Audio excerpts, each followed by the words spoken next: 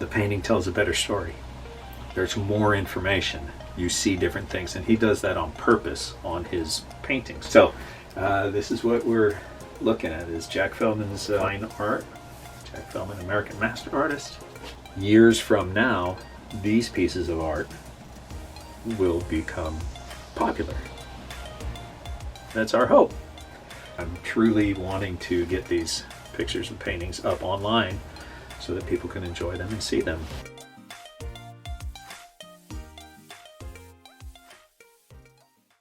But we took the pictures earlier, and with the light on the seascape, calm water, land in the distance, stormy sky above, it really is very nice. The year he did it, not sure, but in the 1950s he was doing seascapes left and right, a whole bunch of them. So I have many from 1955 time frame that are bigger, and he would either, out of his mind, out of his head, or he would go to the beach and actually see the inspiration.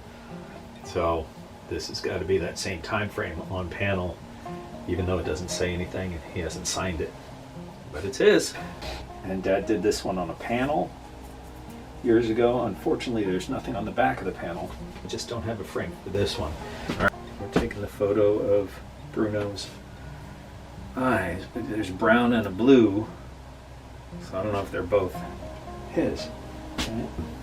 Picture's coming out pretty nice, and this is what this practice is all about. Right? All right.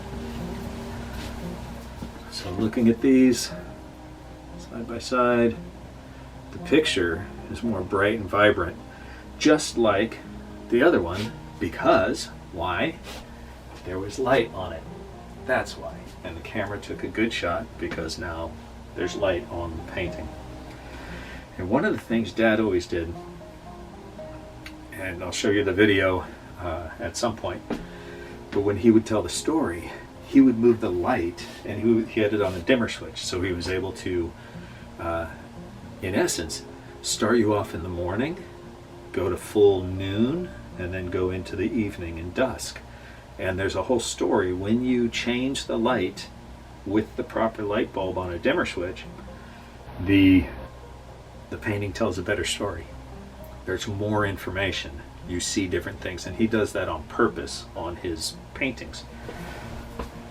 One of his series is Day of the Dead series.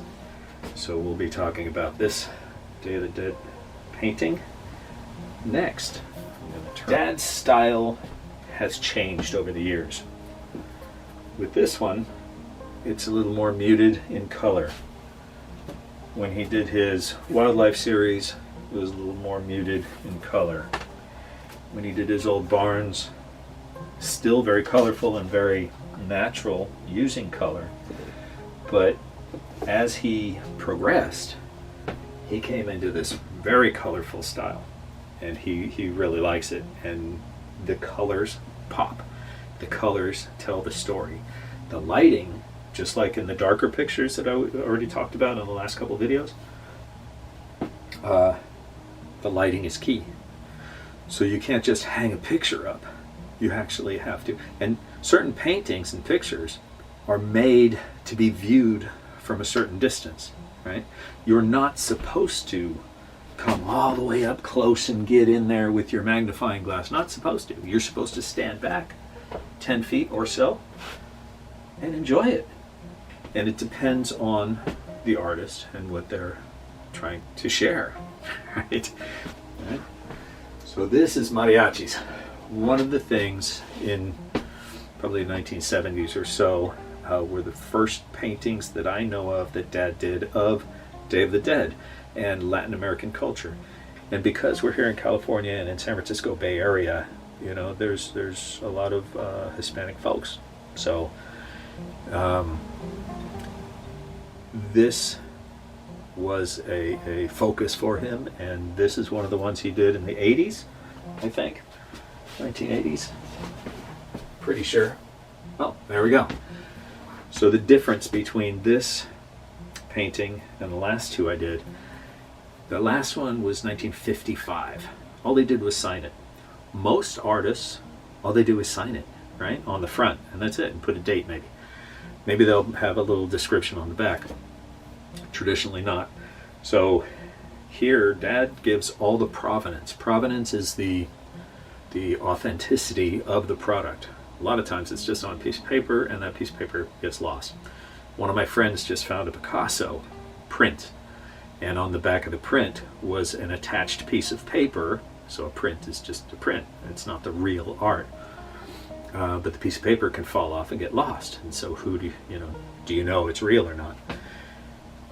So Dad, on many of his paintings, not all of them, but many of them, he's got the provenance all written here. And he would give all the information. So he calls this Mesoamerican Heritage Art Series, number 109M. It's an 8x10. This is where he lived at the time, in San Joaquin Street, Stockton, California, and the telephone number at that time. Okay, so this is 2003. So I was wrong. So October 2003 was his.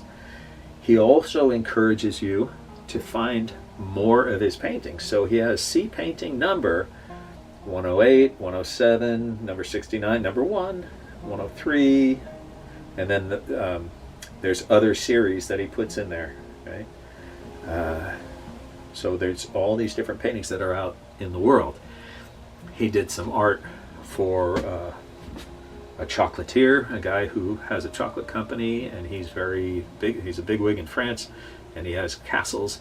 And so Dad did some paintings, and his paintings are hung in those castles, which is like big mansions now. Anyway, Jack Feldman, to be remembered is immortality. The subject is mariachis, Dia de los Muertos, Mexico City, Ciudad de Mexico, Mexico City. So Day of the Dead, right? First owner, well, I'm still the first owner, so, but traditionally, if somebody were to purchase this, their name would be here and their address, and that way, years from now, these pieces of art will become popular. That's our hope. So we'll see. But everybody has their favorite. Everybody has their, there's a little fly in here, sorry. Everybody has their focus. So it depends on the person, if they love it or they don't, and that's okay. We have so many variations and styles. Dad's been painting and doing art since he was 4, right? This is what his story is. My grandmother, who was a nurse in San Francisco, but she says at 4 years old he was doing art under the table, kitchen table in San Francisco on 150 Sweeney Street, and then ever after. So there's plenty of stories. I have art on his website, JackFeldman'sFineArt.com, from when he was a teenager in high school, and he was the anyway, there's a lot of art and information. Now I'm trying to talk about it, and I'm trying to share. Right? Okay. Now, Liquitex acrylic paint. So it's an acrylic paint. Liquitex Solivar varnish. It's protected by a varnish on the front. So he painted it, and then he varnished it to protect the painting. Right? And then you just clean it with soap and water. A little bit, right? A damp cloth, mild soap and water. On all of his paintings at this time, he says, to be remembered is immortality, because then you're remembered. These photographs that I have, oftentimes they go to the Goodwill or go in the trash when somebody passes, right? Paintings oftentimes don't. They go to somewhere where real art will be preserved, hopefully. That's the intention. It was in the old days anyway. Now people just throw things away. Also, he says, so long as men can breathe or eyes can see, so long lives this, and this gives life to thee. So if he did a portrait of you, your life and your memory goes on for hundreds of years. Who's Mona Lisa, right? That was one of his things. Mona Lisa. He has a whole story about Mona Lisa, and nobody would know that woman, unless the story was there. So each painting has a story. from each artist. Maybe it was inspiration. Maybe he was just driving through the country one day and saw a beautiful spot and wanted to paint it.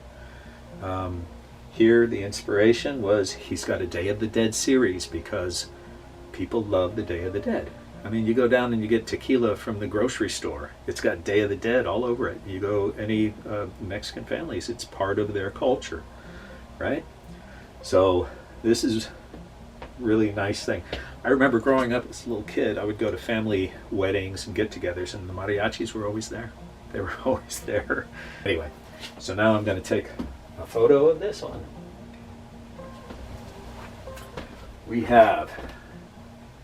I have good color, I have good light, and the color here, see the difference between the color of the other paintings that I showed earlier and these. See how bright the colors are? Even in normal, I have windows behind the camera, windows with daylight coming in. I have a overhead yellow regular light. But the colors here are pretty nice, just at this level of light. But with this other light shining on the painting in the picture here on the screen, it's more bright, more vibrant. It looks really good. So yeah, I'm pleased with that. All right. And he goes into the digits on the fingers. One of the things Dad had in his home, he had a full library, bigger than my library. Thousands and thousands. I have a video, I'll put it up. But it was me a while ago, 2016 I think, with a little camcorder, a little GoPro, walking through his house, just showing and cataloging, trying to, and he was getting ready to move, so all the books were in boxes, but he had thousands and thousands of books in these boxes ready to move, and during that move everything got lost, unfortunately. Here I'm starting to talk about anatomy, because he would look at the bones and see how the bones are on these hands, and then he would make it in his painting, in his art, that it was you had the correct number of knuckles, and you had the correct number of this, and the length of that. Of course, everybody's different on the length, but very interesting. And then the fingernails and like that. So yeah, and the skulls and the teeth and the smiles. You can see the mariachi smiling, where a skull wouldn't smile, it would just be a hollow thing. But you can actually see them smiling as they sing to you your favorite mariachi song. Okay, so let's put this guy down. We'll go on to the next painting. And the next painting is going to be this guy. This guy, an urban walk and a red chair. We have Dad's old iron easel in the back here, and we have it set up with my other camera to take photographs, and I have light source on, so I'm getting some pretty good pictures. I mean, I need to play with the settings on the camera. I still don't know exactly what I'm doing on the camera, but I'm learning. And then this one is videoing me, and it's going to load onto the computer, so that's a good thing as I go through this.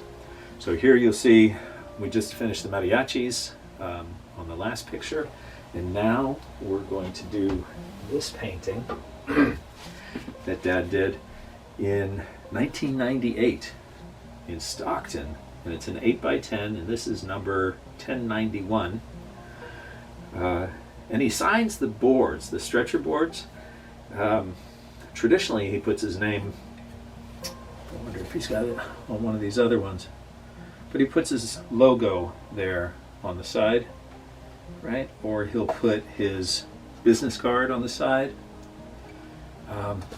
because he tells me a story that once upon a time the painting was gone, but because there was writing on the stretcher boards of the painting, it sold at Christie's or Sotheby's for an amount of money, a good amount of money, thousands of dollars, just for the stretcher boards, because they belonged to that particular artist, whatever that artist was.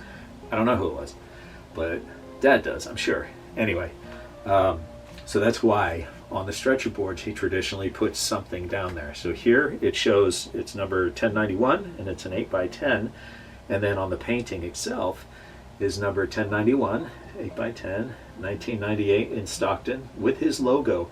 His logo is a J and an F, and it's in a circle, and then it has wings coming out of it because he was doing wildlife for a while.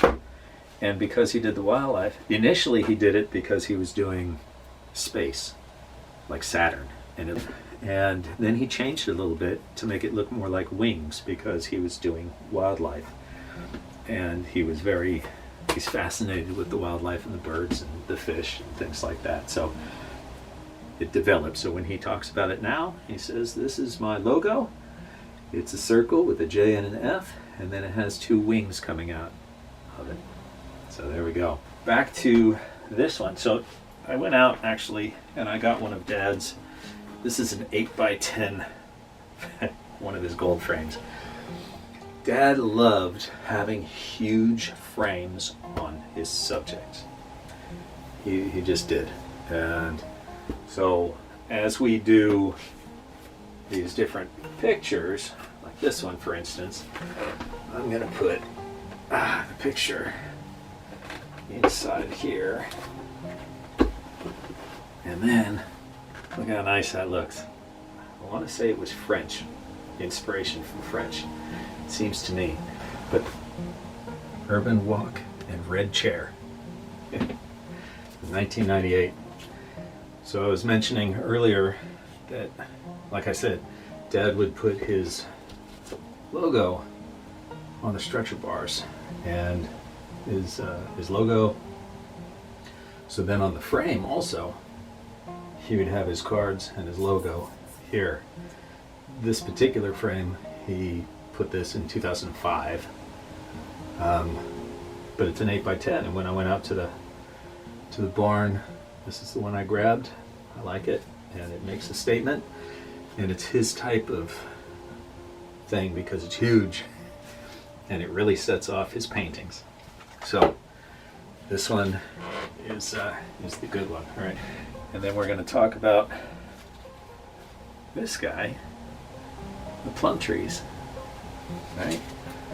Plum trees, corn and crows and squash. And this was on a drive in Napa, California that Dad did in 1979 when he was out driving around with Shirley. All right. Okay, that's a nice frame.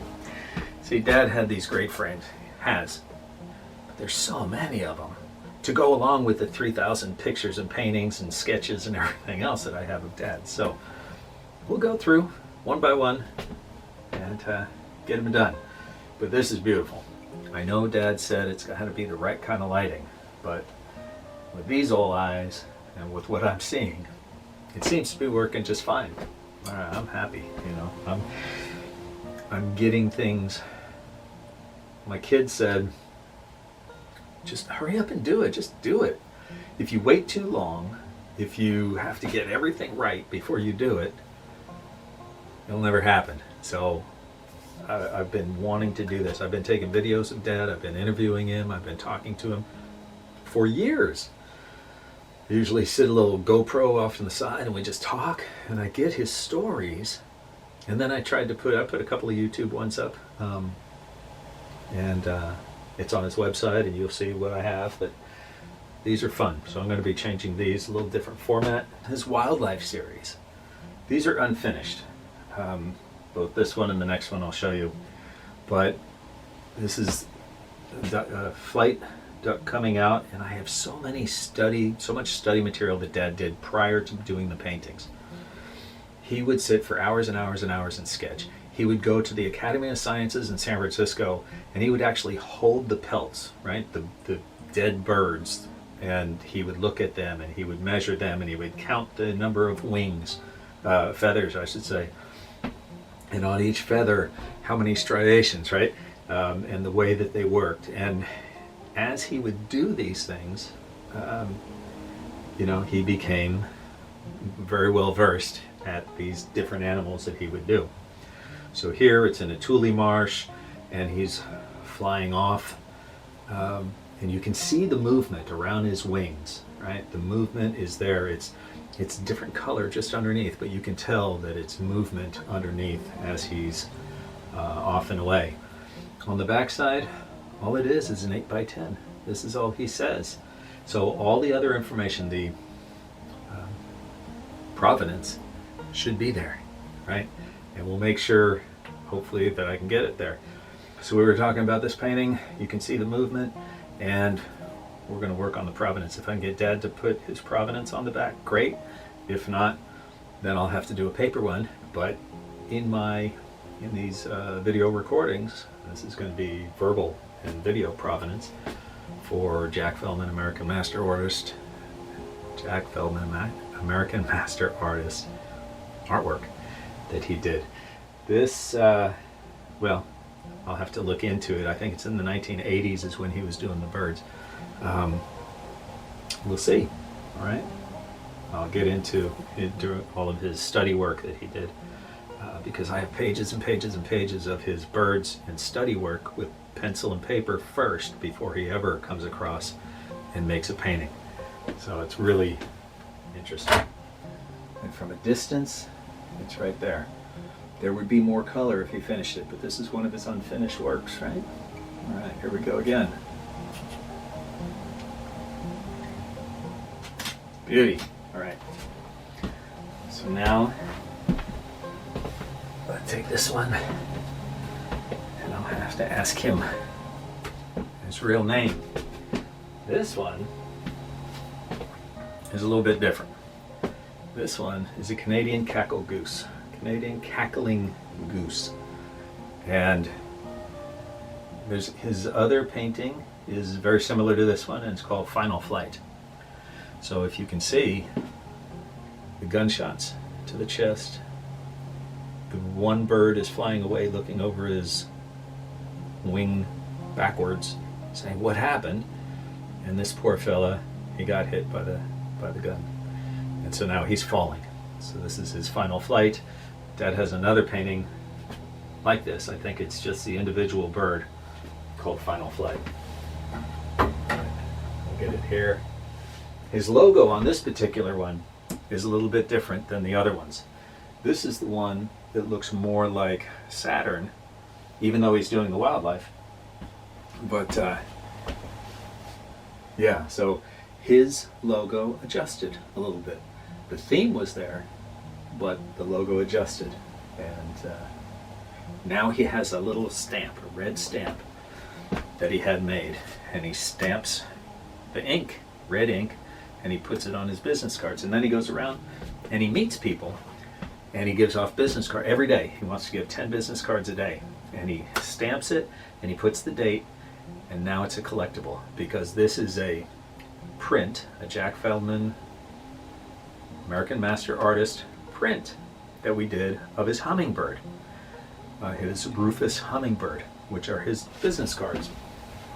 Matter of fact, his business cards look like this. Right? This is his Rufus hummingbird that he spent 4 days visiting this hummingbird in Sebastopol, California, on Furlong Road where he used to live. And he would take sketches and he would visit with this hummingbird every day in the little grotto near his house. And then he did the painting, and it's a beautiful painting. It's a favorite. So we made the business cards this way. And so on the back, he takes this red stamp, stamps it, and he puts the date on there, and now it becomes a collectible. Jack Feldman, November 3rd, 1985. November 3rd, 1985. What was I doing in 1985? November. I had just gotten to Germany. I was in the 1st Infantry Division, Army, in Germany, and I had just gotten there by a couple of months. I got there in September of 1985. That's beautiful. Look at that. All right. Beautiful shot. Pardon the pun because of this particular painting, because this poor bird got shot. beautiful photograph, I should say, on this particular painting. But this is another, I think it's unfinished. It's pretty good though, but his tend to go a little bit farther if he were to finish it. And he'd paint for a while on the painting, and then he'd put it aside, and then he'd do a different one and put it aside, do another one, put it aside. So as he goes, he's got many, many paintings that he starts. I guess that's like me. I start something and then kind of do something else. So one of the things I neglected to say, and so on Dad's, and I need to look at the camera here rather than looking down at the monitor down here, so I apologize for that. But on Dad's business card, his website is there, right? JackFeldman'sFineArt.com, so plural, JackFeldman'sFineArt.com, and then his phone number if you were to call him. And on the back, I thought I was being nifty and smart, so I put a QR code.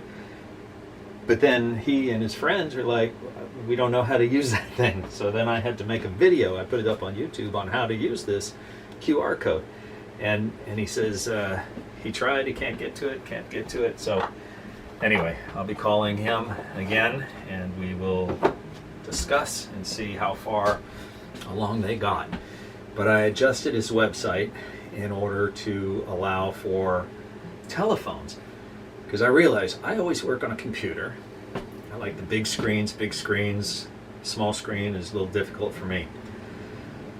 So the phone is where everybody goes, right? When they scan that QR code, they scan with code from their phone on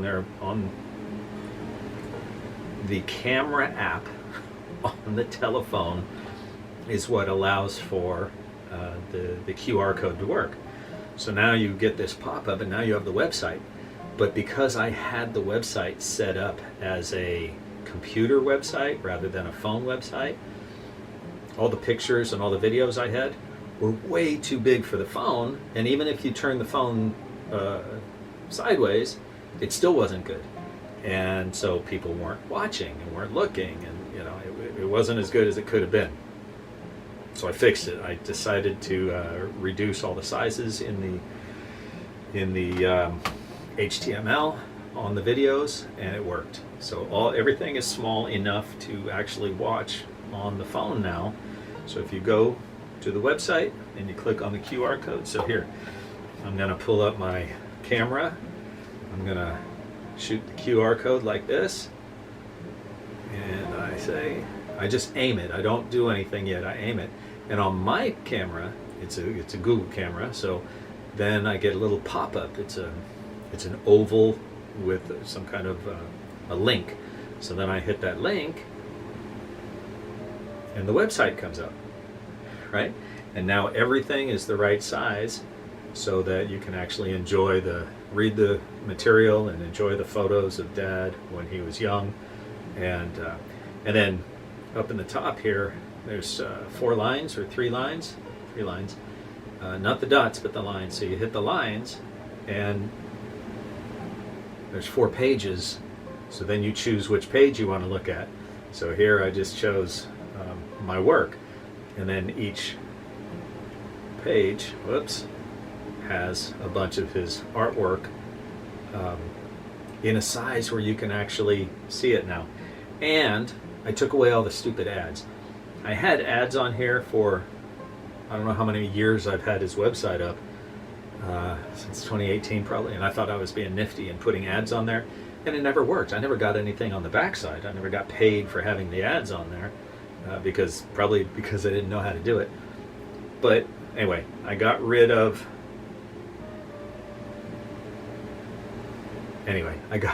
now I'm reading emails. Squirrel. Got rid of the ads. So now when you go to the website on your phone or on the computer, you're going to just enjoy the material that Dad has and that we want to share with you. So that's the intention. Plum trees, corn, crows, and squash. Jack Feldman, 1979. Series number 19. This is an 8x10. Again, on the stretcher board, he has his logo and he has the date when he painted this. On the actual painting, he has it also. This is an acrylic on canvas, right? And then again, the frame we already talked about. But if you look at this guy, beautiful colors, and when you're up close, you see, you know, the impression of everything. But you really need to be farther back to appreciate and enjoy it. So it's centered already.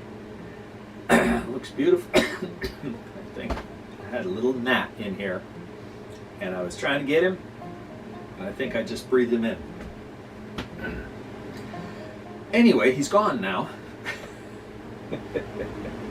So the frame makes the painting, it really does. Dad always says, the lighting and the frame, it makes the painting. So when you purchase art, don't just stick with a little, you know, frame that it comes in. Go and invest in a nice frame that you'll enjoy, that enhances the painting that you're putting on your wall for everyone to enjoy. Dad and Shirley would drive all over. They were together for 40 years. And they were together from like 78 or 79 all the way till when Shirley passed in 2018. But they were so good for each other.